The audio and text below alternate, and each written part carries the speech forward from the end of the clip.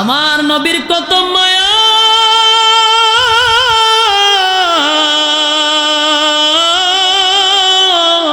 উম্মতের প্রতি নবীর কত মায়া রে। আল্লাহর কাছে দরখাস্ত করে, মালিক রে কেমনে খুশি করবেন? আমার একটা গুনাহগার যদি জাহান্নামের ভিতরে থাকে, ওয়াদা দিলাম আমি নবীর আপনি খুশি করতে পারবেন না। হয়তোবা আমার আল্লাহ এই জন্যই আয়াতটা নাজিল করে বলেন, ওয়ালা সাউফা ইউতিকা রাব্বুকা ফাতারদা। আপনার রব আপনাকে শীঘ্রই খুশি করবে, শীঘ্রই খুশি করবে। এ যুবক ভাইরা, এরপরে আল্লাহ বলেন, আলাম ইয়াজিদকা ইয়াতীমান ফাআওয়া। এরপর আল্লাহ বলেন, আপনাকে আমি এতিম অবস্থায় পেয়েছিলাম। আল্লাহ বন্ধুরে বুঝাইতেছে, ওই যে বন্ধু অভিমান করছে যে আপনি আমার ভুলে গেছেন, একের পর এক আল্লাহ জবাব দিতেছে।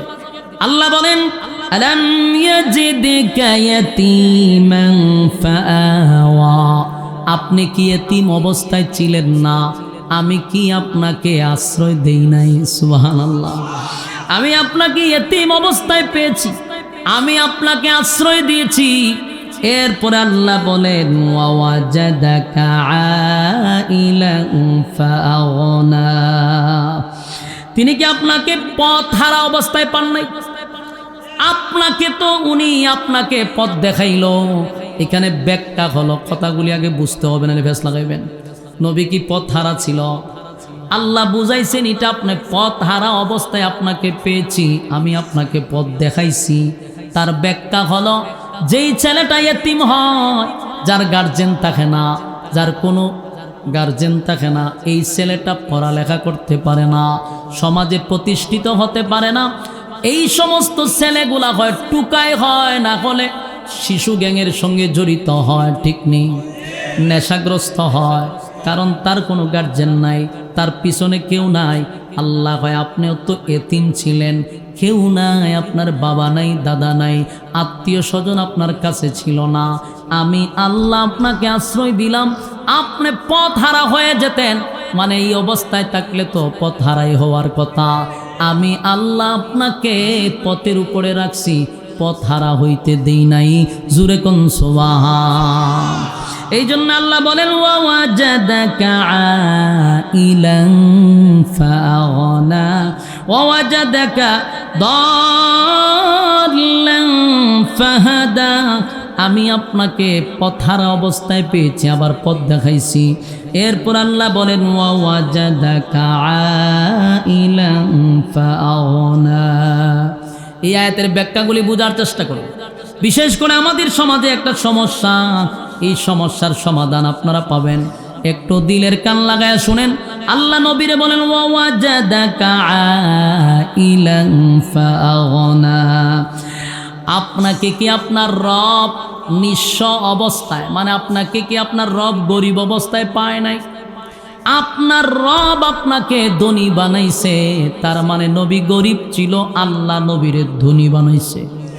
আল্লাহর হাবিব কান্না শুরু করছে, নিজে আসমানের দিকে তাকাইয়া, বারবার আসমানের দিকে তাকায় আর বলে, আল্লাহ, গোটা মক্কা নগরীতে আমার বিরুদ্ধে সমালোচনা হচ্ছে, আমাকে নাকি আপনি ভুলে গেছেন? গোটা মক্কা নগরীতে এত সমালোচনা আমার বিরুদ্ধে শুরু হয়ে গেল, আপনি কেন জিব্রাইলকে আমার কাছে পাঠান না? কেন জিব্রাইল আমার কাছে আসে না? কষ্টে আল্লাহ নবী কান্দে। একদিন দুই দিন নয়, কিতাবে লেখছে কমপক্ষে 15 দিন পর্যন্ত ওহী আসা বন্ধ হয়ে গেছে। এত কষ্টের মধ্যে চতুর্দিক দিয়া সমালোচনা, এমনকি নবীরে গালমন্দ করতে লাগলো। আল্লাহ নবী 15 দিন পর্যন্ত কান্না শুরু করছে। একটা পর্যায়ে নবী নিজেই বলতেছে, আল্লাহ, আপনি কি সত্যি আমাকে ভুলে গেছেন? মনের কষ্টে চতুর্দিক দিয়া মানুষ বলে, আব্দুল্লাহর পুত্র মুহাম্মদের আল্লাহ মুহাম্মদকে ভুলে গেছে রে। নবীও কান্দে, আল্লাহ, কেন আপনি জিব্রাইল পাঠান না? কেন ওহী আসে না? নবীও কান্দে, মানুষও গালমন্দ করে। এক পর্যায়ে নবী নিজেই বলতে লাগলো, মালিক, আপনি কি সত্যি আমারে ভুলে গেছেন গো? কি এমন অপরাধ আমি করলাম? কেন জিবরাইলকে আপনি পাঠান না? কেন জিবরাইল আসে না? মানুষ আমার এত গালমন্দ করে, আল্লাহর পয়গম্বরের চোখ দিয়া পানি একদিন 2 দিন নয় 15 দিন পর্যন্ত পানি ঝরতেছিল। কান্নায় রসুল কান্নায় ভেঙে পড়ল, কিন্তু আয়াত নাজিল হয় না। রসুল কানতে কানতে সকালে দৌড়াইয়া আসমানের দিকে তাকায়া থাকে, বিকালে ঘর থেকে বাহির হইয়া আসমানের দিকে তাকায়া থাকে, কখন রে জিবরাইল আসবে। একটা পর্যায়ে নবীর কান্না, আল্লাহ বলেন জিবরাইল রে, আমার বন্ধুর কান্না আমি বরদাস্ত করতে পারি না। বন্ধু কান্দে। এক পর্যায়ে বন্ধু বলতে লাগলো, আমি নাকি আমার বন্ধুরে ভুলে গেছি। না জিবরাইল, আমার বন্ধুরে আমি তো ভুলি নাই, আমার বন্ধুরে আমি বলতে পারি না। জিবরাইল পাঠায়া দিল। কতদিন পরে? 15 দিন পরে জিবরাইল আলাইহিস সালাতু ওয়াস সালাম যখন রাসূলের সামনে হাজির হইছে, সূরা দুহা লইয়া, সুবহানাল্লাহ, এই সূরা দুহা তখন নাজিল হয়। কতদিন পরে? 15 দিন ওহী বন্ধ হওয়ার পরে যেদিন জিবরাইল আসছে রে, সূরা দুহা নিয়ে আসছে। রাসূল ছিল একটু অভিমান, জিবরাইলের প্রতি একটু রাগ। 15 দিন কান্নাকাটি করছে, যেহেতু জিবরাইল আসে না। আজকে যেহেতু জিবরাইল আসছে, পয়গম্বর বলেন, জিবরাইল রে, 15 দিন কেন আসলি না? 15 দিন পর্যন্ত কেন আমার কাছে আসলি না? এ জিবরাইল, গোটা মক্কা নগরীতে আমার বিরুদ্ধে কত সমালোচনা, কত গালমন্দ আমারে করল, 15 দিন পর্যন্ত কেন আসলি না? জিবরাইলের প্রতি নবী একটু রাগ দেখাইল, অভিমান করল। জিবরাইল কয়, হুজুর আমি আসতে চাই, আমার মালিক আসতে দেয় না। আমি তো আসতে চাই গো নবী, কিন্তু আমার মালিক যে আমারে আসতে দেয় না, আমার মালিক আমারে নিষেধ করছে না আসার জন্য, তাই তো আমি আসতে পারি না। আল্লাহর পয়গম্বর কান্দে আর বলে, এ জিবরাইল, কেন রে? আমার মালিক তোমারে আসতে দেয় না? আমার মালিক কি সত্যি আমার প্রতি রাগ করছে? আমার মালিক কি আমার প্রতি অভিমান করছে? কেন আসতে দেয় না? জিবরাইল কয়, হুজুর অভিমান নয়, 15 দিন আগে মক্কার কিছু লোক আপনার কাছে 3টা প্রশ্ন জানার জন্য আসছিল। আপনি তাদেরকে বলছেন আগামী কালকে 3 প্রশ্নের জবাব দিয়া দিবেন। এই কথাটা আল্লাহর কাছে পছন্দ হয় নাই। এই কথাটা আল্লাহ পছন্দ করে নাই গো নবী।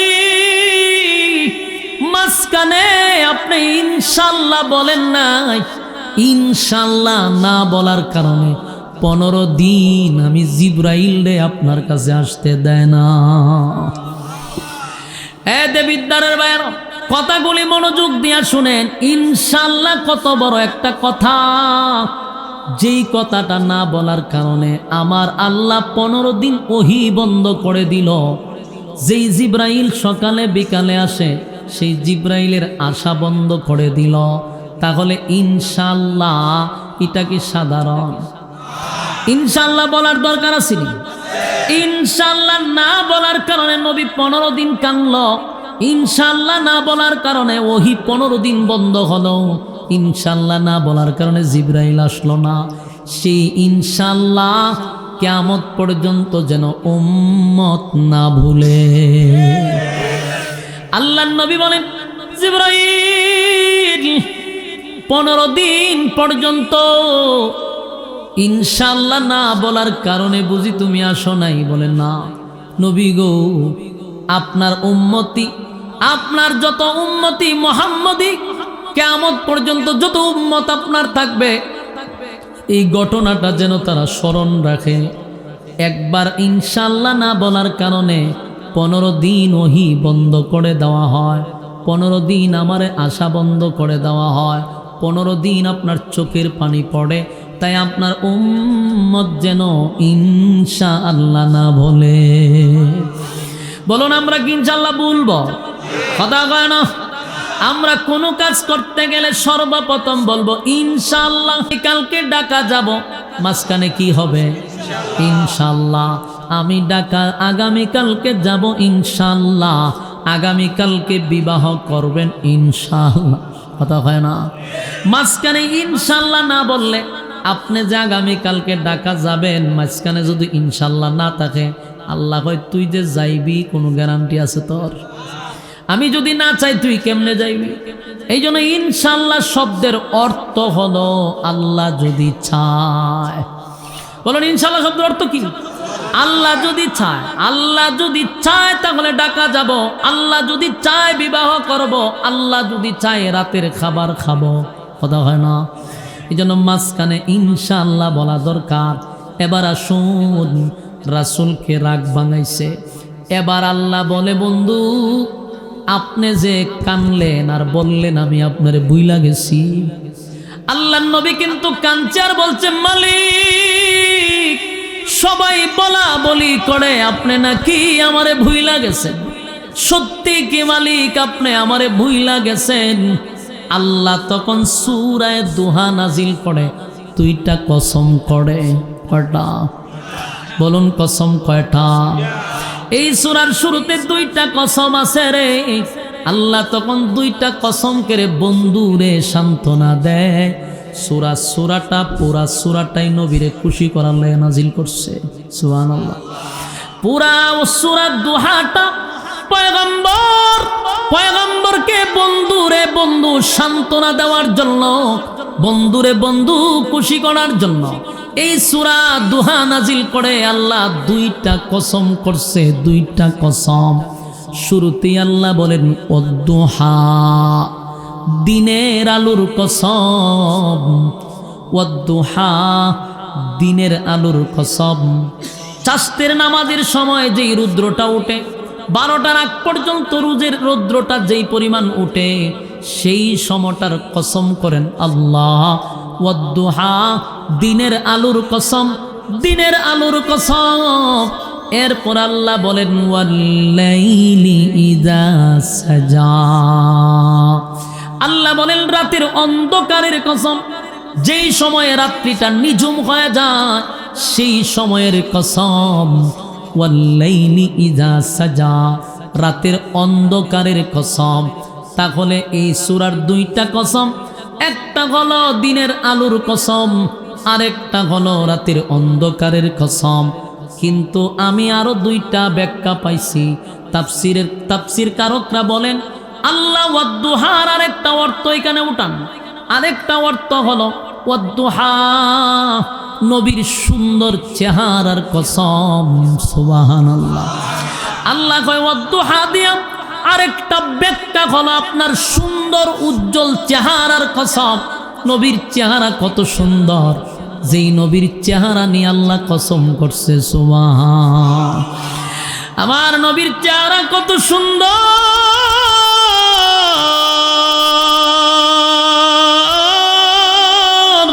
পয়গম্বরের চেহারার দিকে তাকাইয়া সাহাবায়ে কেরামরা বলেন প্রচন্ড খিদা যদি লাগে গো, ঘরে খাবার নাই, নবীর চেহারা মুবারকের দিকে তাকায়া থাকতাম, পেটের খিদা নিবারণ হয়ে যেত। জুরে কোন সুবহান। সেই চেহারার কসম করছে আল্লাহ। ওয়াদ্দুহা, আপনার সুন্দর চেহারার কসম। ওয়াল্লাইলি ইযা সাজা, এটার আরেকটা ব্যাখ্যা হলো আপনার কালো চুলের কসম। নবীর চুল ছিল কালো, আর চুলগুলো এত সুন্দর ছিল যে আল্লাহ নিজেই চুলের কসম করছে রে, চুলের কসম করছে। আল্লাহ কয় ওয়াল্লাইলি ইযা সাজা, আপনার কালো চুলের কসম। তাহলে আমরা সূরার শুরুতে দুইটা কসম পাইলাম। আল্লাহ কয় রাতের অন্ধকারের কসম, দিনের আলোর কসম, সুন্দর চেহারার কসম, কালো চুলের কসম। দুইটা কসম করে আল্লাহ পরের আয়াতে বলেন মা ওয়াদ্দাআকা রাব্বুকা ওয়া মা ক্বালা। আল্লাহ দুইটা কসম করে বলে হাবিব না, আপনার রব আপনারে ভুলে নাই, আপনার রব আপনারে ভুলে নাই, ভুলে নাই, ভুলে নাই, ভুলে নাই।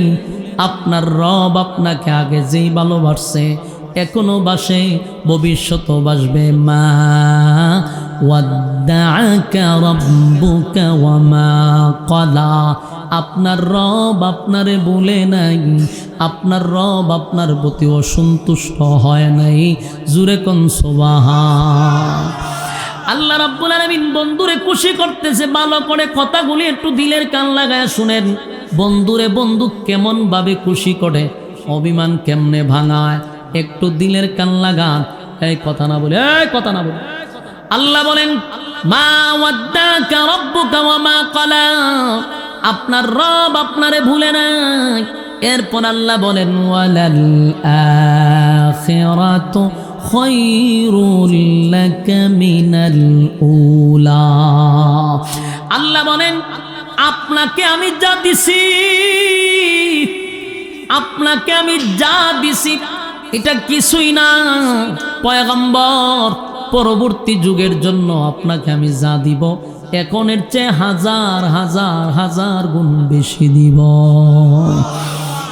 বন্ধু আপনি বলছেন আমি আপনাকে ভুইলা গেছি। না বন্ধু না, আপনারে বলি নাই। ওয়ালাল আখিরাতু খায়রুল লাকা মিনাল উলা। দুনিয়া আপনাকে আমি যা দিছি কিছুই না, এর থেকে হাজার কোটি গুণ বেশি আপনার জন্য পরকালে বরাদ্দ রাখছি। সুবহানাল্লাহ। ওয়ালাল আখিরাতু খায়রুল লাকা মিনাল উলা। এরপরে আল্লাহ বলেন, বন্ধু আমি আপনাকে অচিরেই খুশি করব। ওয়ালা সাউফা ইউতিকা রাব্বুকা ফাতারদা। এই আয়াত আল্লাহ বলেন, ওয়ালা সাউফা ইউতিকা রাব্বুকা ফাতারদা। রব্বে কারীম বলেন, বন্ধু আপনার রব আপনাকে শীঘ্রই শীঘ্রই শীঘ্রই খুশি করবে। সুবহানাল্লাহ। কেন এই কথা বললেন? ওয়ালা সাউফা ইউতিকা রাব্বুকা ফাতারদা।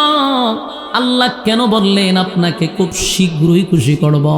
এর ব্যাখ্যা তাফসীর কারকরা বলেন, আল্লাহ ওয়ালা সাউফা ইউতিকা রাব্বুকা ফাতারদা এই আয়াতের ব্যাখ্যা করছে, হয়তোবা রাসূলকে মক্কা বিজয়ের ইঙ্গিত করছে আল্লাহ, হয়তোবা রাসূলকে আরশে আজিমের মেহমান বানাবে এটার ইঙ্গিত করছে আল্লাহ, হয়তোবা আল্লাহর পয়গম্বর আল্লাহর কাছে অনেক কিছু দাবি করছিল উম্মতের জন্য, সেই দাবিগুলা হয়তো আল্লাহ পূরণ করছে। এই জন্যই আল্লাহ বলেন, ওয়ালা সাউফা ইউতিকা রাব্বুকা ফাতারদা। আপনার রব আপনাকে শীঘ্রই খুশি করবে, শীঘ্রই খুশি করবে। যুবক ভাইরা, আল্লাহর নবী আল্লাহর কাছে একবার দরখাস্ত করছিল। দরখাস্তটা হলো, মালিক আপনি বলছেন আমারে খুশি করবেন, আমার একটা উম্মত যদি জাহান্নামের ভিতরে থাকে গো, আমি নবীরে আপনি খুশি করতে পারবেন না। চিৎকার দিয়া কোন সুবহান। আমার নবীর কত মায়া,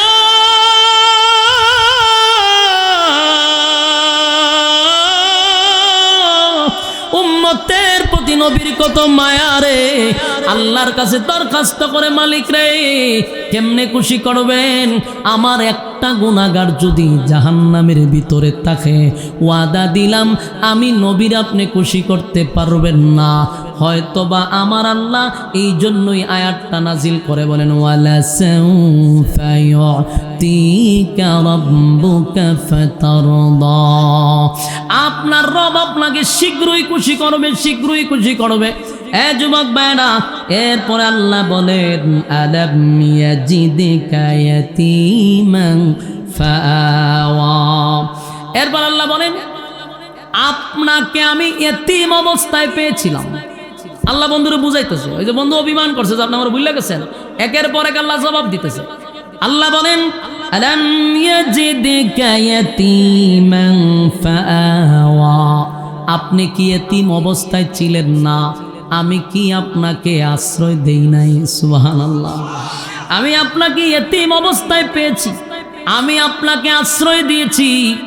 এরপরে আল্লাহ বলেন, ওয়াওয়াজাদাকা আইলান ফাআগনা। তিনি কি আপনাকে পথ হারা অবস্থায় পান নাই? আপনাকে তো উনি আপনাকে পথ দেখাইলো। এখানে ব্যাখ্যা হলো, কথাগুলি আগে বুঝতে হবে, না ভেস লাগাইবেন। নবী কি পথ হারা ছিল? আল্লাহ বুঝাইছেন এটা আপনি পথ হারা অবস্থায় আপনাকে পেয়েছি, আমি আপনাকে পথ দেখাইছি। তার ব্যাখ্যা হলো, যেই ছেলেটা ইয়েতিম হয়, যার গার্জেন থাকে না, যার কোনো গার্জেন থাকে না, এই ছেলেটা পড়ালেখা করতে পারে না, সমাজে প্রতিষ্ঠিত হতে পারে না। এই সমস্ত ছেলেগুলা হয় টুকায়, হয় না হলে শিশু গ্যাংয়ের সঙ্গে জড়িত হয়, ঠিক নেই, নেশাগ্রস্ত হয়, কারণ তার কোনো গার্জেন নাই, তার পিছনে কেউ নাই।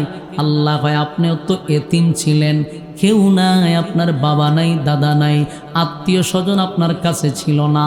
আমি আল্লাহ আপনাকে আশ্রয় দিলাম, আপনি পথ হারা হয়ে যেতেন, মানে এই অবস্থায় থাকলে তো পথ হারাই হওয়ার কথা। আমি আল্লাহ আপনাকে পথের উপরে রাখছি, পথ হারা হইতে দেই নাই। জুরে কোন সুবহান। এই জন্য আল্লাহ বলেন, ওয়াজাদাকা আইলান ফাআগনা ওয়াজাদাকা দাল্লান ফাহাদা। আমি আপনাকে পথ হারা অবস্থায় পেয়েছি, আবার পথ দেখাইছি। এরপর আল্লাহ বলেন, ওয়াজাদাকা আইলান ফাআগনা। এই আয়াতের ব্যাখ্যাগুলি বোঝার চেষ্টা করুন। বিশেষ করে আমাদের সমাজে একটা সমস্যা, এই সমস্যার সমাধান আপনারা পাবেন, একটু দিলের কান লাগায় শুনেন। আল্লাহ নবীরে বলেন, ওয়াজাদাকা আইলান ফাআগনা। আপনাকে কি আপনার রব নিঃস্ব অবস্থায়, মানে আপনাকে কি আপনার রব গরিব অবস্থায় পায় নাই? আপনার রব আপনাকে ধনী বানাইছে, তার মানে নবী গরিব ছিল, আল্লাহ নবীরে ধনী বানাইছে। কথা কই না? এই আয়াতের ব্যাখ্যা আপনাদের বোঝা দরকার, জানা দরকার। আল্লাহ কয় আপনি গরিব ছিলেন, আমি আপনাকে ধনী বানাইছি। কিন্তু আফসোসের ব্যাপার হলো, আমাদের সমাজের কিছু কিছু মৌলবীদের ওয়াজ শুনলে মেজাজ এত গরম হয়, সারাটা বাংলাদেশে ওয়াজ করতে করতে এমন একটা প্রভাব পালাইছে, উঠতেই হয় নবী গরিব আছেন, ফেটো ভাত্তর আছেন। এই ওয়াজ আর পাবলিক রে কত শুনাই তো আমার এখন, খালি কয় নবী গরিব, নবীর ভেড়ো ভাত্তর। তো নবীর ভেড়ো ভাত্তর থাকলে, নবী গরিব থাকলে তুই গাড়িতে চলস করে, আর তুই এত ভিআইপি খাওয়ান খাস করে। কথা কই না দি? প্রশ্ন আসেনি? তুই নবীর কান্ডারি হয়ে থাকলে, নবীর ভেড়ো ভাত্তর, তাহলে এত দামি দামি কাপড় আমি কেন পরবো? প্রশ্ন আসে কিনা? এই ওয়াজ করে কি পরিমাণ ক্ষতি ইসলামের করছে, তার একটা কথা শুনে। আজকে নাস্তিকরা এই ওয়াজ শুনতে শুনতে তার মগস্ত, যে নবী গরিব ছিল, নবী এতিম গরিব, উনার ফেটে ফাত্তর ছিল, এই ওয়াজ তারা মগস্ত করছে। এখন নেক্সট টাইমে যখন কোনো আলেম রাজনীতি করতে চায়, কোনো আলেম যখন নেতৃত্ব দিতে চায়, তখন ওই সমস্ত নাস্তিকরা আমাদের দিকে আঙ্গুল তুলে বলে, হুজুররা আপনারা রাজনীতি করেন করে। কেন কয়? এরা জানে ইসলাম গরিব, ইসলামের ফেটো ভাত্তর আসিন, ইসলাম গরিব ছিল, হুজুররা রাজনীতি করতে গেলে। হুজুররা থাকবো মসজিদ, হুজুররা থাকবো মাদ্রাসা, হুজুররা মানুষের বাড়িতে মরলে গিয়ে মোনাজাত করবো, এই হুজুরের কাজ। নাস্তিকদের ধারণা পাল্টাইছি আমরা। আমরা ঠিক বাড়িতে গিয়ে হলে চলবো। আপনারা মনে করতেছেন যে হুজুরে সাবা মাইরা যাইতেছে, বাস্তবতার সাথে মিলে কিনা দেখেন। আমি তো আপনার আয়াতের অর্থ বলছি, আল্লাহ নিজে কয় আপনি গরিব ছিলেন, আমি ধনী বানাইছি। কিন্তু আমার প্রশ্ন হলো, আল্লাহ যেখানে কয় আপনাকে ধনী বানাইছি, এখানে মৌলবীরা কি ওয়াজ বারবার করে নবীর পেটে পাত্তরা ছিল, নবী গরিব ছিল কেন? আর ফরের পৃষ্ঠা ফরস না কেন? প্রথম পৃষ্ঠা হলো গরিব ছিল, ফরের পৃষ্ঠাতে ধনী ছিল, এই পৃষ্ঠা ফরস না কেন? আর এই ওয়াজ করতে করতে ইসলামের কত 12টা বাজাইছে। আলেমরা রাজনীতি করতে গেলে কয় যে আপনারা রাজনীতি করেন কে? কে কয়? মদ কুরে কয়, সুদ কুরে কয়, গাঞ্জা কুরে কয়, লম্পটে কয়, বদমাইশে কয়।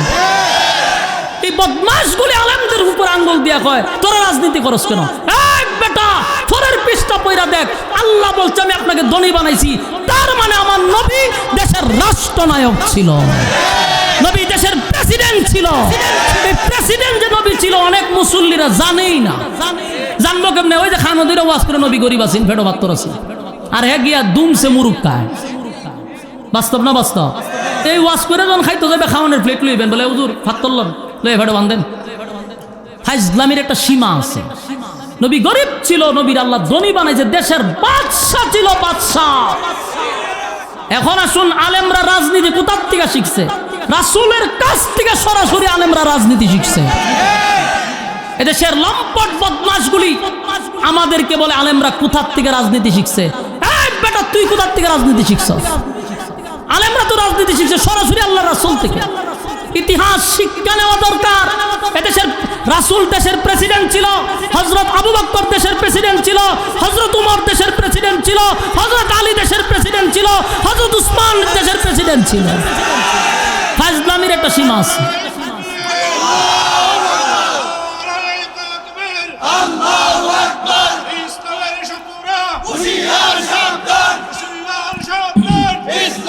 সম্মানিত সুধী, এখন প্রশ্ন হইল, এই ওয়াজ এতদিন শুনছেন, এটাও ঠিক আছে, ফেলে পাথর বাঁধছে সত্য, কিন্তু এর পরের বিষটা যায় না। এরপরে আল্লাহ কইছে আপনাকে ধনী বানাইছি। রাসূল ছিল দুনু জাহানের বাদশা।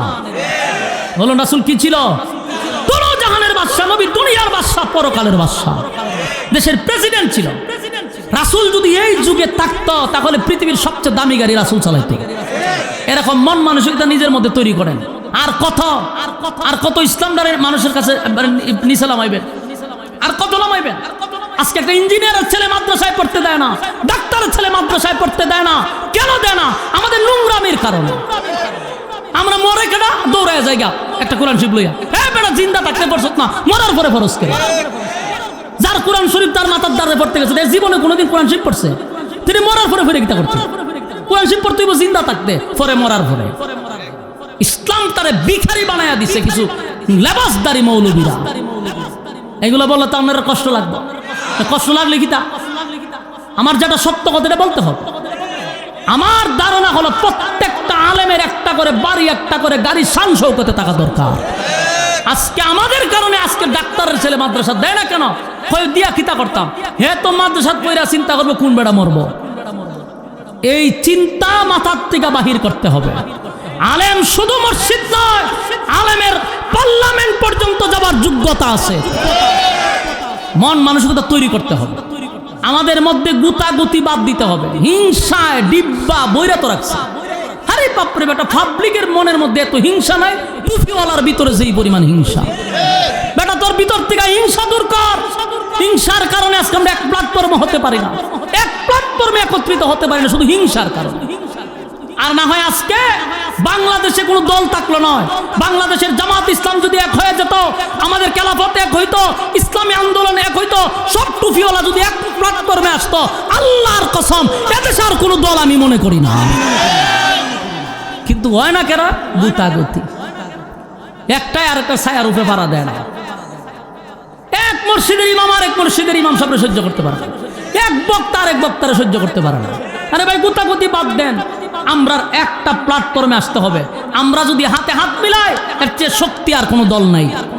কারণ বাংলাদেশে যে পরিমাণ টুপিওয়ালা যদি এক হয়, এরাও বুঝে যে এইটির এক করণ দেওয়া যেত না, এক হইলে বিপদ। বাস্তব না বাস্তব?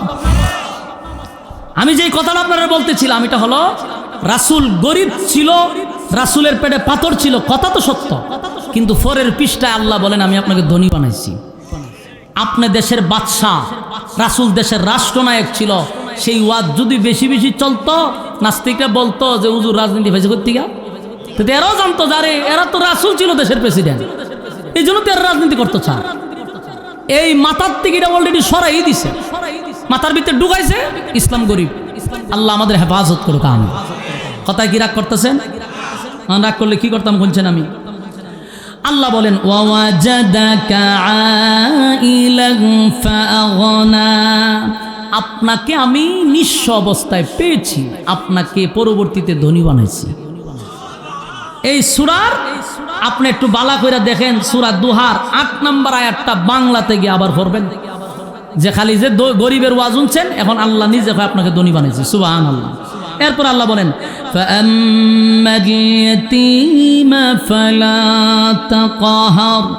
কাজেই আপনি এতিমের প্রতি কঠোর হইয়েন না।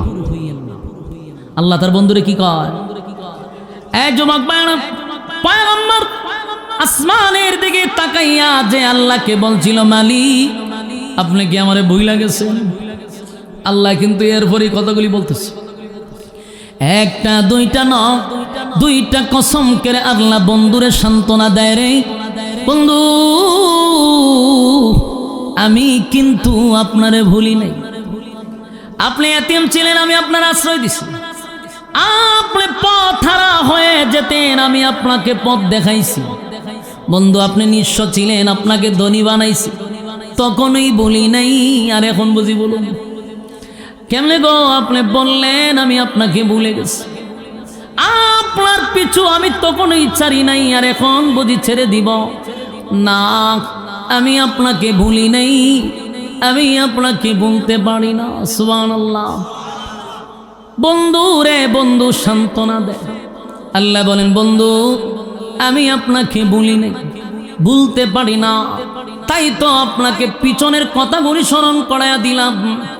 আপনাকে আমি নিঃস্ব অবস্থায় পেয়েছি, আপনাকে এতিম অবস্থায় পেয়েছি, আপনাকে গরিব অবস্থায় পেয়েছি, আমি ধনী বানাইছি। এরপর আল্লাহ বলেন তাই কাজেই আপনি কোনো সময় এতিমের প্রতি কঠোর হইয়েন না। فأما اليتيم فلا تقهر। পয়গম্বরকে আল্লাহ বলেন আপনি এতিমের প্রতি কঠোর হইয়েন না। এই ওয়াজ কি খালি নবীরই করছে? কথা কয় না? না কিয়ামত পর্যন্ত সমস্ত উম্মতি মুহাম্মদীর জন্য এই ওয়াজ। কথা কয় না? আমাদেরকে ওয়াজ করা হইল আমরা যেন নেক্সট টাইমে কোনো এতিমের প্রতি কঠোর না হই। ইয়াদ থাকবো। যাদের মা নাই বাবা নাই, আল্লাহর নবী বলেন এতিমদেরকে যারা মহব্বত করবে, এতিমের মাথায় যারা হাত বোলায়া দিবে, এতিমের পাশে যারা দাঁড়াবে, ওয়াদা দিলাম কিয়ামতের ময়দানে জান্নাতের ভিতরে ওই বান্দা আমার সঙ্গে জান্নাতে থাকবে। এতিমদের উপরে জুলুম করা যাবে না। কথা বলেন না? এতিমের প্রতি কি করা যাবে না? জুলুম করা যাবে না। এতিমের মাল মাইরা খাওয়া যাবে না। আপনার ভাই মারা গেছে, বাতিজারা এতিম, আপনি সুযোগ বুঝার নিজের নামে সম্পত্তি লেখা লয়ে গেছেন না, এরকম দুর্নীতি করা যাবে না। এতিমের প্রতি যারা এরকম আচরণ করবে, তসবিহ আপনারে বাঁচাইতে পারতো না, নামাজেও বাঁচাইতে পারতো না। সারাদিন তসবিহ সুবহানাল্লাহ সুবহানাল্লাহ সুবহানাল্লাহ, এটা বক্কর সকর বন্ডামি, এটা শেষ। কথা হয় না? সারাদিন তসবিহ আপনি সুবহানাল্লাহ পড়তেছেন, আর হ্যাঁ মাদা মানুষের পকেটের টাকা টাইনা মাইরা খাইতেছেন, এতিমের মাল খাইতেছেন, জুলুম করে খাইতেছেন, বিচারের নামে অবিচার করে খাইতেছেন। এই তসবিহ আপনারে বাঁচাইব? এটা যে বন্ডামি, এটা মানুষও বুঝে। তোমার তসবিহ পড়ার যদি দরকার থাকে, তোমার পকেটে ঢুকা মানুষে দেখতো কেটে, তোমার তুমি মানুষের দেখায় দেখায় সুবহানাল্লাহ পড়ো, সুবহানাল্লাহ সুবহানাল্লাহ সুবহানাল্লাহ, এটা কি তা? এটা তো বন্ডামি। এই তসবির মধ্যে কি আছে? ভন্ডামি আছে। এই জন্য আল্লাহ বলেন ওয়ালাম নাকুনু তুইমুল মিসকিন।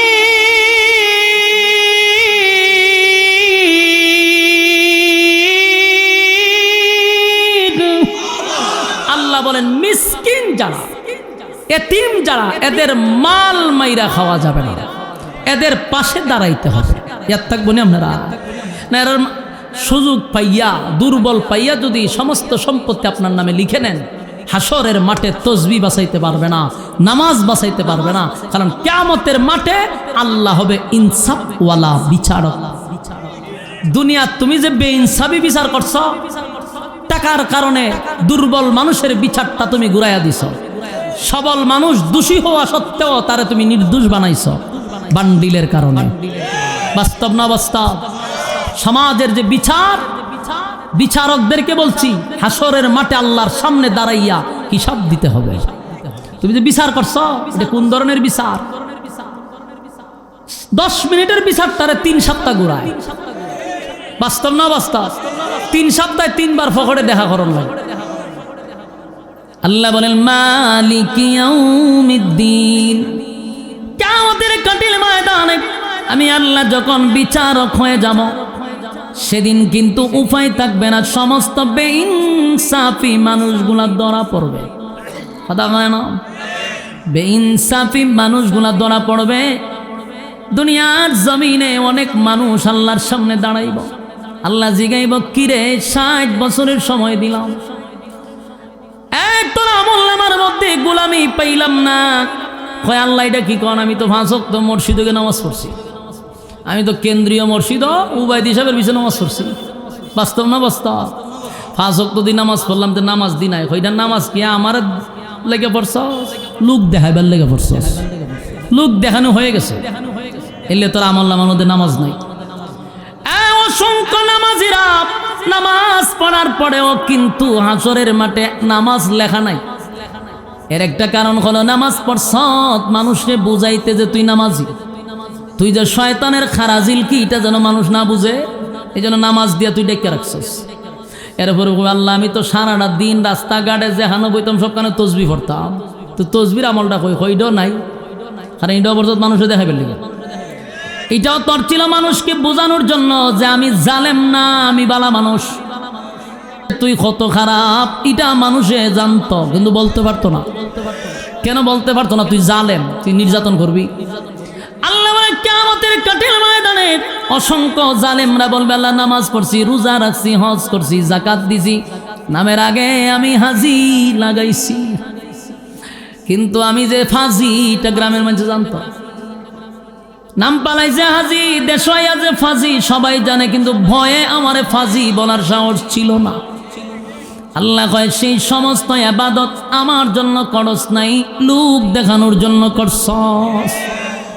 দুনিয়া দিয়া দিছি, দেখা লোকে তোরে কইছে যে না মাশাআল্লাহ লোকটা ভালো, এটা বইলা দিছি।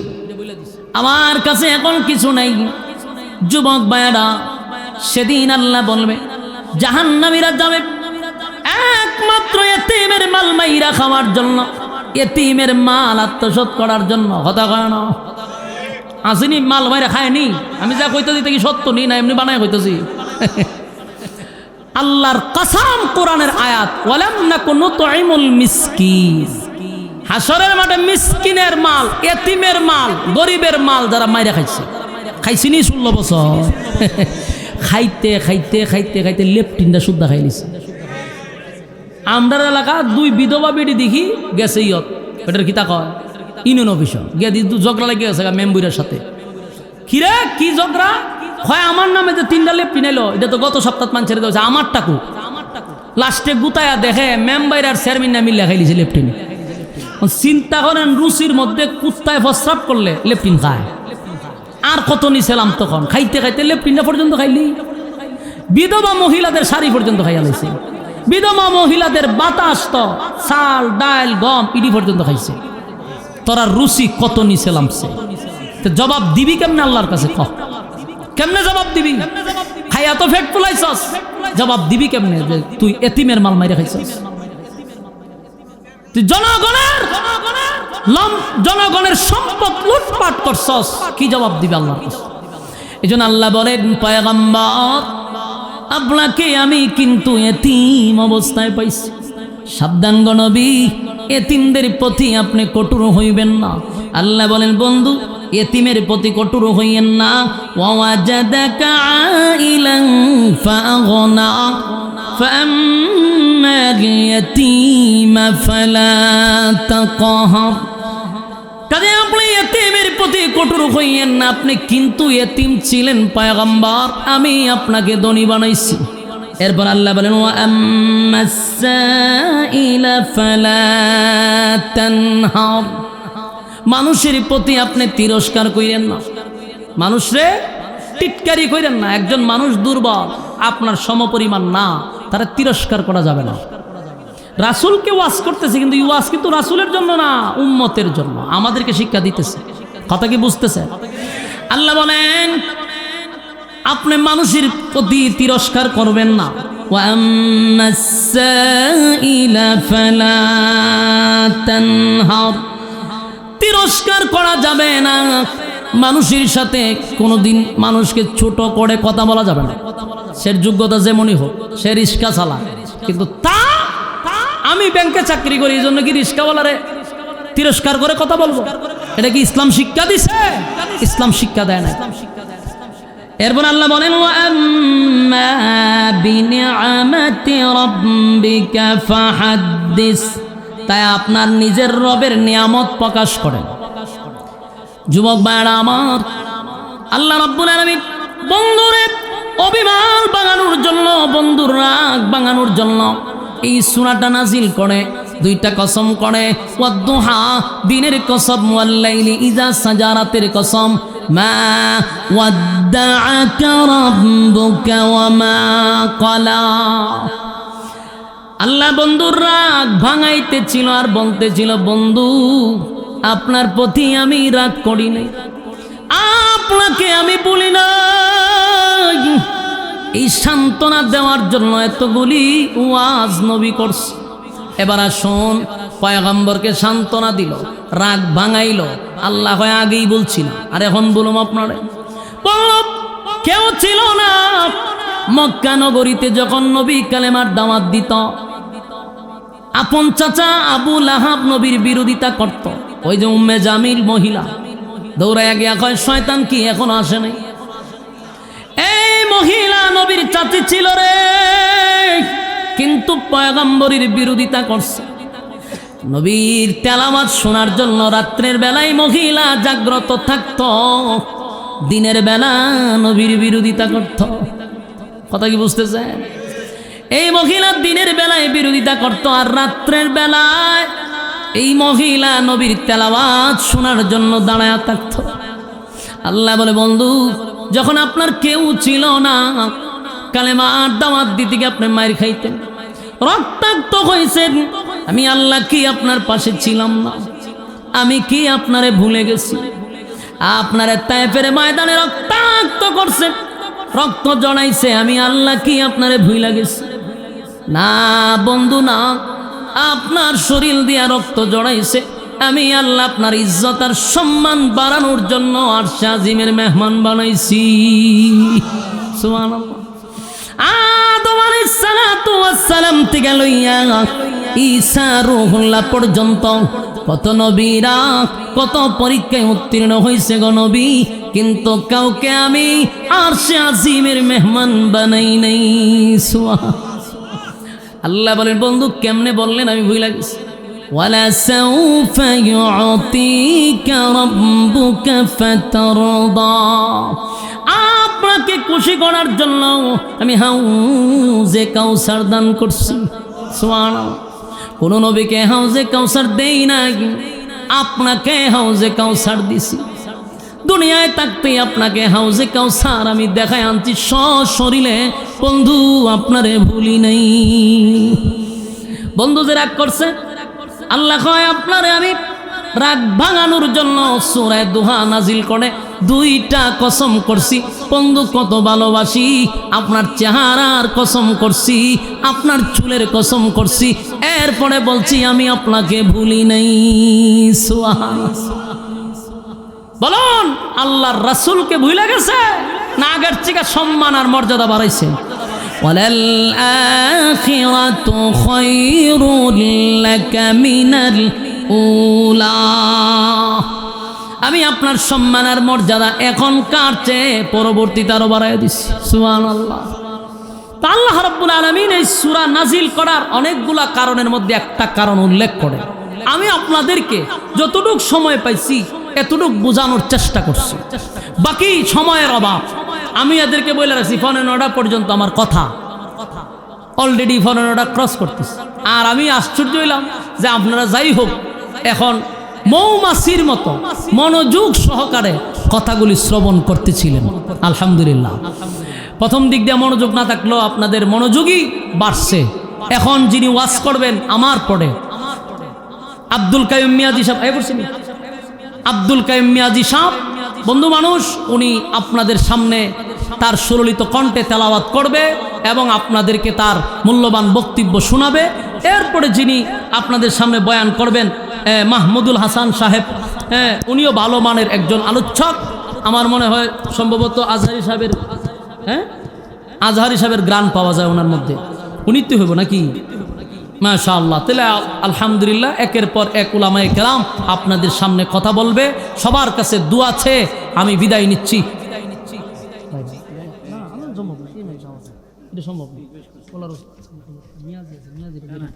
আমার শরীরের কন্ডিশন ভালো না ভাই, আজান দিত এটা তো এটা আছে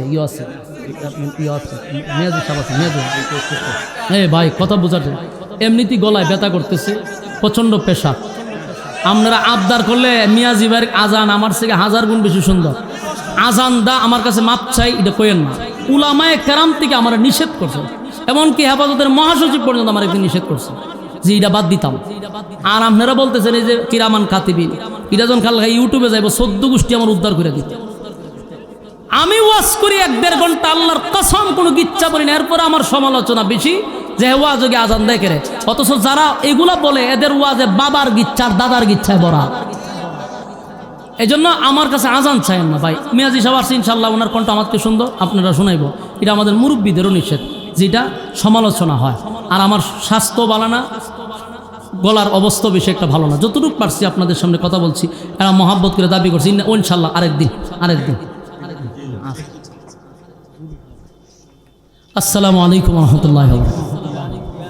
নাজিল হয়েছে মক্কাতুল মুকাররমায়। নাজিল হওয়ার অনেকগুলা কারণ আমি পেয়েছি, যেগুলাকে তাফসিরের ভাষায় বলে শানে নজুল।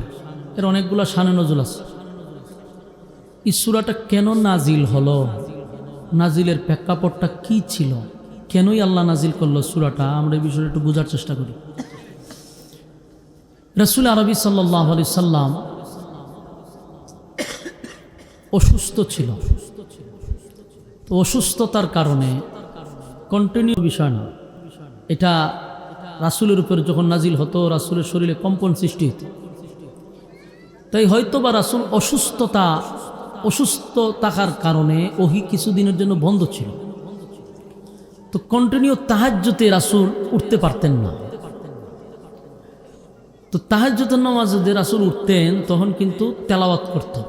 আর এই তেলাওয়াত শোনার জন্য অনেক বেঈমানরা রাত জাগ্রত থাকত, রাতে জায়গা থাকতো রাসূলের তেলাওয়াত শোনার জন্য। সুবহানাল্লাহ আসেনি? আপনারা কোনা না কোনটা লাগাইতে একটু খুঁজে লইবেন। আমি তো আপনাদের পরিচিত, ঠিক না? দেবিদার তো আমি থেকে গেছি, তো আমি তো নতুন কেউ না, বাসার তো মনে বুঝেন। যদিও মাঝে মধ্যে বাইপাসে কিছু হবিগঞ্জে বাসা আসে, চাইলে তো শুদ্ধ করে বলতে পারবো না, এটা আমার আঞ্চলিকতা চলে আসে। তো বুঝেন যেহেতু আমার সাথে একটু আওয়াজ দিন। হ্যাঁ না বললে আমি বুঝি যে বাসা বুঝতেছে। আর আপনি আর একটু কমান, কয়বার কমো, সাউন্ডারে মিষ্টি করেন, একদম সফট। তো এই রাসূল সাল্লাল্লাহু আলাইহি সাল্লাম যখনই তেলাওয়াত করত, কিছু সংখ্যক মানুষ রাত্রে জাগ্রত থাকতো রাসূলের তেলাওয়াত শোনার লেগে। রাসূলের প্রতিবেশী সবচেয়ে কাছে ছিল হইল আবু লাহাবের বাড়িটা। তো রাসূল যখন তেলাওয়াত করতে উঠত তখন আবু লাহাবের বউ রাত্রে জায়গা তেলাওয়াত শুনত। রাসূল তো অসুস্থ, তেলাওয়াতও করতে পারতেছে না, এই মহিলা শুনতেও পারতেছে না।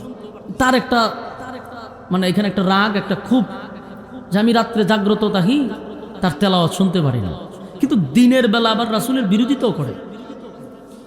3-4 দিন যখন চলে গেছে, একদিন রাসূলের কাছে গিয়া হকিও, মুহাম্মদ তুমি আগের মতো এখন আর তেলাওয়াত করো না, ঘটনা কি? তোমার কাছে যে একটা শয়তান আসতো এটা আসে না? আপনারা কি নাউজুবিল্লাহ বাড়িতে গিয়ে হইবেন?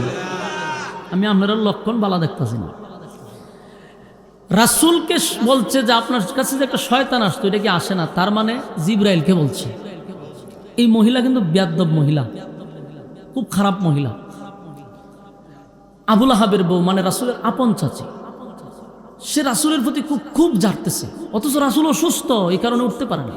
আর আল্লাহর একটা হিকমা, যদি রাসূল প্রতিদিনই তাহাজ্জুদ পড়তো, প্রতিদিনই কন্টিনিউ চালায়া যেত, তাহলে আমরা লেগে বিপদ আছে, আমাদের উপরে তাহাজ্জুদ ওয়াজিব হয়ে যেত। এই জন্য আল্লাহ মাঝখানে রাসূলের গ্যাপ দিছে। যদি গ্যাপ না দিত তাহলে খবর আছে, বাধ্যতামূলক তাহাজ্জুদ পড়তে হইতো। তো এখন এটা একটা কারণ হইতে পারে, অসুস্থতার কারণে ওহী বন্ধ হয়ে গেছে, এটা একটা কারণ হইতে পারে। আরেকটা কারণ যেটা উল্লেখযোগ্য, এটা হলো রাসূল তো একত্ববাদী খোদার দাওয়াত দিত। আর তখন মক্কা নগরীতে দল আসিল অনেকগুলো, দ্বিত্ববাদী, তৃতীয়বাদী, বহুবাদী। দ্বিত্ববাদী 2 খোদা, তৃতীয়বাদী 3 খোদা, বহুবাদী বহু খোদা বিশ্বাস করত। আর রাসূল দাওয়াত দেয় একত্ববাদী খোদা।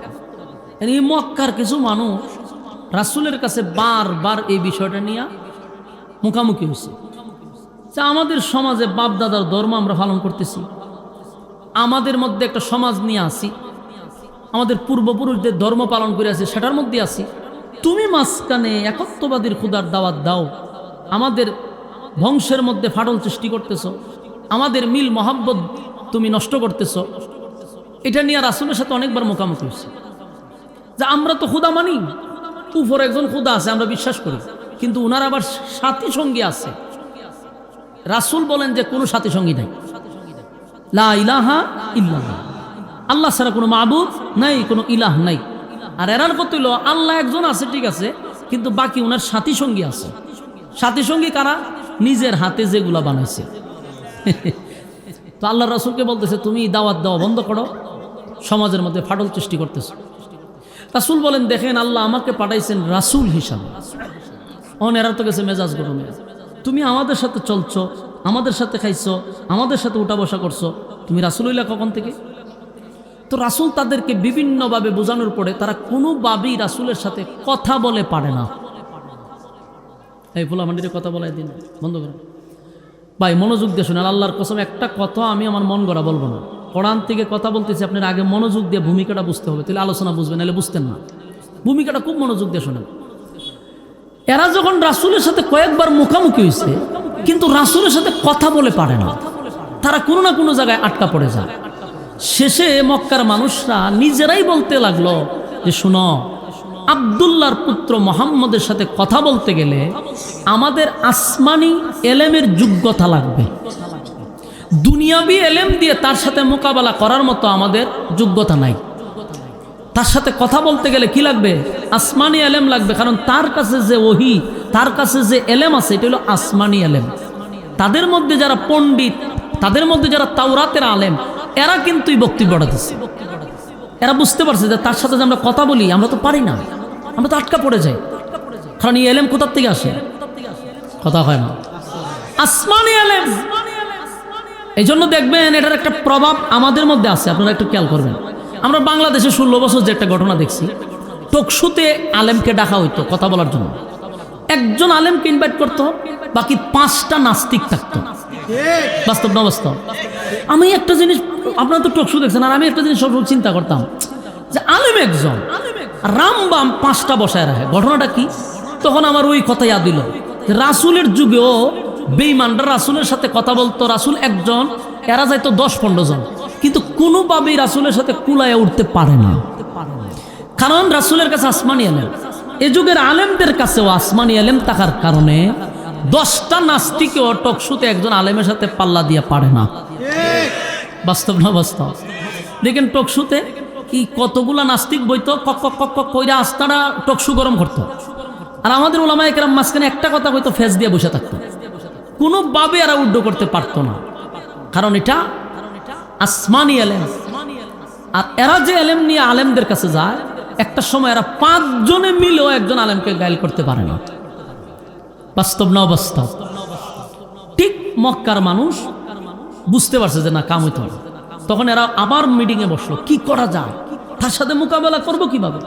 তখন এদের মধ্যে একজন বলল শুনো, তার সাথে কথা বলতে গেলে আসমানি এলেম যারা জানে তাদেরকে দিয়ে কথা বলাইতে হবে। তো তারা কারা? তো মক্কা নগরীতে তাওরাতের আলেমের সংখ্যা কম, কিন্তু মদিনাতে তাওরাতের আলেমের সংখ্যাটা বেশি। খুব প্রয়োজনে আমরা মদিনায় যাব, সেখান থেকে আয়ার করে আমরা তাওরাতের আলেম নিয়ে আসব, তারপরে মুহাম্মদের সাথে কথা বলব। এরা 8-10 জন লোক 400-450 কিলোমিটার দৌড়াইয়া গেছে মদিনায়। মদিনায় গিয়া তাওরাতের কিছু পণ্ডিত, তারা ছিল ইয়াহুদি, ইয়াহুদিদের কাছে গিয়া বলল যে দেখেন আমরা মক্কার সবচেয়ে প্রভাবশালী লোক আপনার কাছে আসছি একটা সমস্যার সমাধানের জন্য। কি সমস্যা? বললো আমাদেরই বংশের, আমাদেরই রক্তের, আমাদেরই বাতিজা, সে নতুন এক ধর্ম নিয়ে আসছে এবং আমাদের সাথে চললো, আমাদের সাথে খাইলো, আমাদের সাথে উঠলো, আমাদের সাথে বসলো, হঠাৎ করে সে নিজেকে রাসূল দাবি করে। এখন এর দ্বারায় প্রভাব পড়ছে কি, আমাদের আত্মীয়তার বিচ্ছিন্ন হয়ে গেছে, সম্পর্ক নষ্ট হয়ে গেছে, ফাটল সৃষ্টি হয়ে গেছে। এর সুষ্ঠু একটা সমাধান চাই, আমরা মক্কার থেকে আসছি, আপনারা যেহেতু তাওরাতের আলেম। মক্কার ইহুদিরা বলল আচ্ছা যার কথা তোমরা বলতেছো উনার নাম কি? বললো যে উনার নাম হইল মুহাম্মদ। এরা কিন্তু ইহুদিরা বলতেছে কিন্তু তাওরাতের কিতাবের দিকে তাকায়া তাকায়া, আচ্ছা তাহলে উনার বাবার নাম কি? কয় আব্দুল্লাহ। আচ্ছা উনার মার নাম কি? আমেনা। বলে হয়। উনি কি কুরাইশ বংশের? বলা হয়। ওনার দাদা কি আব্দুল মুত্তালিব ছিল বলে? হয়। এরা সব তাওরাতে তাকায় তাকায় বলতেছে, এরা ঠিক উত্তরগুলো দিতেছে। এবার তাওরাতের আলেমরা তাওরাতের একটা বলো, শুনো, আমরার মদিনার থেকে মক্কায় যাওয়ার আর দরকার নাই, এত দূর গিয়া টকশু করার কোনো প্রয়োজন নাই। এরা বুঝতে পারছে, যেখানে গিয়ে আবার ওই শারিয়ার কবিরের মতন হেনস্থা করে ছেড়ে দিব। বাস্তব না বাস্তব? চিন্তা করলো যে না, আমরা যাওয়া সম্ভব না। তখন বললো, শুনো, আমরা তাওরাত রিসার্চ করছি, প্রচুর স্টাডি করছি, আমরা যতটুক পাইছি, তোমরা এখান থেকে গিয়া আব্দুল্লাহর পুত্র মোহাম্মদকে 3টা প্রশ্ন করবা। যেরকম কয়টা? 3টা প্রশ্ন করবা। যদি উনি 3টা প্রশ্নের জবাব দিতে পারে, তোমরা বুঝবা উনি আল্লাহর পয়গম্বর, এর মধ্যে কোনো সন্দেহ নাই। আর তোমাদের উচিত তখন কালেমাটা ফইরা ঈমান আনা। মক্কার মানুষ কয়, যেইলাও এই খদু, আমরা মক্কার থেকে আইলাম, এটার বিরুদ্ধে একটা ব্যবস্থা নিবার লাগে। আর তাওরাতের আলেমরা হয়, আমরা বলে কালেমা ফিরে ঈমান আনতাম। হতে আমরা আবার মানেটা কি? তা কারণ মক্কার যে লোকগুলা গেছে, আপনারা কি বুঝেন? এরা বুঝছে না রাসূল হিসেবে আসছে। আপনারা আওয়াজ দিতেই তো ভাই, একটা বক্তার কথা বলার আগ্রহ, শ্রোতা তৈরি করতে হয়। এক তো আপনাদের শ্রোতা কম, আর আমি এটাও বুঝতে পাই না, যতবার দেবিদ্যায় আসছি, এই জন্য দেবিদ্যারে আমি প্রোগ্রাম রাখি না। মনে কষ্ট নিয়েন না, সারা বছর হয়তো 1-2টা প্রোগ্রাম আমার দেবিদ্যার থানায় দেখেন। অথচ আপনার এলাকায় আমি থেকে গেছি, বাংলাদেশের টেকনাফতে তেঁতুলিয়া আমার দৌড়া শেষ। আপনাদের দোয়ায় দেশের বাহিরেও প্রোগ্রাম করি, কিন্তু কষ্ট একটাই, দেবিদ্যার আসলে বলে শ্রোতারা কিরকম করে কেন, এটা আমার মনে একটা কষ্ট রয়ে গেছে। এই জন্য দেবিদ্যার পুরাই বাদ দিয়ে দিছে।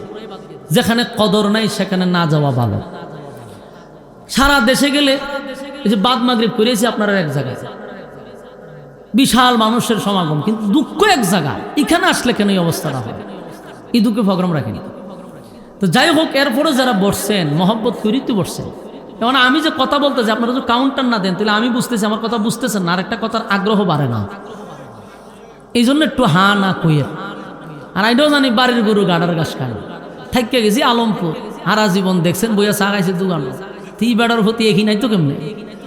এর লেগে অনেক কেডা বাস করে কসবা এই বাসাবি কদার বহুত উঁচু আছে, এটা বেশকি মেরে বেড়েন জায়গা। তো যাই হোক, যারাই বসছেন আমি মনে করি সবচেয়ে বেশি মহব্বত করেন আমারে, এই জন্য ব্যস্ততা রাইখা আসছেন। তবে আমিও যেহেতু বসছেন, একটা কথাও কোরআনের বাহিরে বলবো না। আমি কোনো সময় গল্প বলিও না। যেদিন থেকে আজকে 8-9 বছর হয়েছে মারো, কোনো দিন আমি কোনো মাহফিলে গিচ্ছা বলি নাই। যতটুক পারি নিজে স্টাডি করে কথা বলি। এই জন্য আপনারা এটা নিশ্চিত থাকেন যে গল্প বলবো না। তবে আমার সাথে একটু হানা বলতে পারবেন তো, তাহলে আমার কথা বলার আগ্রহটা বাড়বে। দেখেন, এই যে মক্কার লোক গেছে 10-12 জন, এরা কিন্তু নিজে নিজেও জানে যে উনি যে একজন আল্লাহর পয়গম্বর, এটার মাথায় আছে, কিন্তু এরা কত জোর করে ওনারা বাতিল করে দিতাম। কথা বুঝতেন না? মানে মুড কত হইল যে না, আমরা এটা মানতে রাজি না, আউট করতে হবে। কিন্তু দেখা যায় মদিনার পণ্ডিতরা কয় আপনারা মাইনা নেন। এটা আর খুব মাইন্ডে লাগছে। শেষে আর কি করবো, এখন আর তো কিছু করার নাই। 10-15 জন গেছে মক্কায়, গিয়া আর একটা টিম লইয়া রাসূলের পাশে বসছে। কয়, মোহাম্মদ তোমার কাছে একটা কথা বলার জন্য আসছে। কি কথা? আমরা সিদ্ধান্ত নিছি যে তুমি যেহেতু আমাদের ভাতিজা, আমাদেরই বংশে, তোমার সাথে দূরত্ব সৃষ্টি করে লাভ নাই, আমরা মিল্লামিশা চলি। তুমি যে দাওয়াত দেও, এটা যদি আমাদের যুক্তির ভিতরে বনে, তাহলে আমরাও তোমার কালেমা পড়ে ঈমান আনবো। কত সুন্দর কথা না? দুষ্ট লোকের কথা হয় মিষ্টি। এত সুন্দর করে রাসূলের সামনে বসে বলছে। রাসূল চিন্তা করলো, সর্বনাশ, মক্কার সব মাথায় পড়ছে, এরা যদি কালেমা পড়ে তে আমার আর দিনের রাস্তায় কাজ করতে বাধা দেখে। রাসূল কয়, সর্বনাশ, তাহলে তো ভালো। তা আপনারা কি জানতেছেন আমার কাছ থেকে? এখন আমাদের কিছু জানার আছে। ওই যে পণ্ডিতে 3 প্রশ্ন শিখাই দিছে। প্রথম প্রশ্ন হলো রূহ সম্পর্কে। দ্বিতীয় প্রশ্ন হলো, একজন বাদশা ছিল, গোটা পৃথিবী রাজত্ব করছে, ঘোড়ার উপরে সোয়ার করে, মাশরিক থেকে মাগরিব পর্যন্ত দৌড়াইছে। 3 নম্বর প্রশ্ন হলো, 7 জন যুবক কতদিন ঘুমন্ত অবস্থায় ছিল, কতদিন পরে জাগ্রত হয়েছে, ডিটেলস বর্ণনা করেন। এই 3 প্রশ্ন লইয়া রাসূলের কাছে এসে বলে, আমাদের কিছু জানার আছে। রাসূল কয়, কি জানবেন? আমরা 3টা প্রশ্নের উত্তর যদি দিতে পারো তাহলে ওয়াদা দিছি তোমার কালেমা পড়ে ঈমান আনবো। সুবহানাল্লাহ। আল্লাহর রাসূল বললেন যে ঠিক আছে, আপনাদের প্রশ্ন কি? রূহ সম্পর্কে, ওই বাদশাহ সম্পর্কে যিনি গোটা পৃথিবী রাজত্ব করছে, আর হইল 7 জন যুবকের ব্যাপারে। রাসূল বলল ঠিক আছে, আপনারা আগামীকালকে আইসেন, আমি 3টা প্রশ্নের জবাব দিয়া দিব। এরা তো খুশি হয়েছে, যাক এখন দিতে পারছে না, আগামীকালকে তো দিব। 10-15 জন লোক চলে গেছে। রাসূলের ধারণা ছিল সকালে জিব্রাইল আসে, বিকালে জিব্রাইল আসে, রাত্রে জিব্রাইল আসে, বলবো উত্তর দিয়া দিব, আমি বইলা দিব, শেষ। কিন্তু এদিন তার জিব্রাইল আসে না। ঘটনা কি? রাসূল কি নিজের থেকে কোনো কথা বলতেন না আল্লাহ যা জানাইতেন তা বলতেন? এটা আমাদের আকীদা। রাসূল গায়েব যদি জানতো তাহলে সেদিনই 3 প্রশ্নের জবাব বইলা দিত। এখন যারা গায়েবের উপরে আকীদায় বিশ্বাসী, আপনাদের কাছে আমার প্রশ্ন, কথা তো বলতেছি কোরআন থেকে, আপনি আমার জবাব দেন। গায়েব যদি রাসূলই জানতো, 3 প্রশ্নের জবাব কেন দিতে পারলো না? বোঝা যায় রাসূল নিজের থেকে একটা কথা বলে নাই, আল্লাহ যা বলতেন রাসূল তা বলতেন। পরের দিন জিব্রাইল আসে না, তখন রাসূল তো ডেট দিছে যে তোমরা আগামীকালকে আইসো। এই 10 জন লোক আবার আগামীকাল কাটছে, আইসা কয়ও তোমরা উত্তর কও। রাসূল কই সর্বনাশ, জিব্রাইল তো আসছে না। আচ্ছা ঠিক আছে, আজকে হইতো না, আপনারা আগামীকালকে আসেন। আবার ডেট দিছে আগামীকালকের। আগামীকালকে জিব্রাইল আসলো না। পরের দিন আবার এই 10 জন লোক আসছে, কয় আজকে হইছে না, পরের দিন আইন। পরের দিনও জিব্রাইল আসে না। পড়ছিনি মহাচিন্তা। আচ্ছা আপনারাই বলেন তো, আপনারা এখানকার মসজিদের ইমাম সাহেবের যদি একজন মুসল্লি গিয়া হুজুর একটা ফতোয়া আলোয় আইছে আপনার কাছে, এটা উত্তর দিন চান, ইমাম সাহেব আপনারা কইছে আগামীকালকে আইসেন, আমি দিকে জানাবো।